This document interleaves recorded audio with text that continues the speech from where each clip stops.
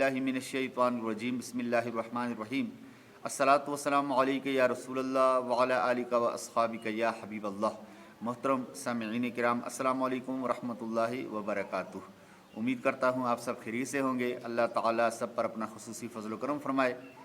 एक बार फिर एक नए रूहानी इलाज के साथ आपका खादिम मोहम्मद फ़ियाज़ अत्तारी अपने यूट्यूब चैनल महकते फूल फ़ियाज़ अत्तारी में हाज़िर खिदमत है।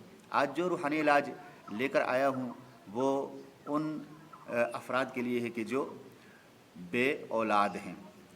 रूहानी इलाज समाअत कीजिए। दुआए इब्राहीमी अलैहिस्सलातु वस्सलाम, ये जो दुआ है, रब्बि जअलनी मुक़ीमस्सलाति व मिन ज़ुर्रिय्यती रब्बना व तक़ब्बल दुआ रब्बना इग़फ़िर ली व लिवालिदैया व लिलमुअ्मिनीना यौम यक़ूमुल हिसाब।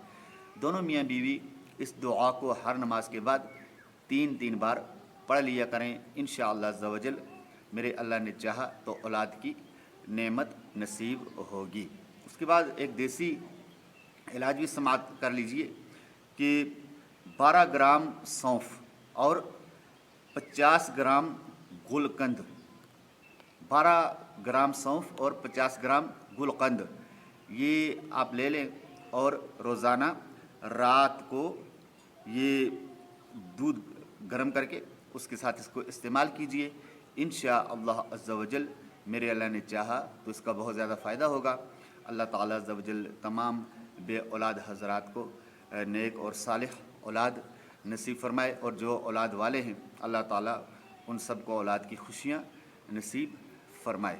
उम्मीद करता हूँ आपको मेरी आज की ये वीडियो, मेरा आज का रूहानी इलाज पसंद आया होगा।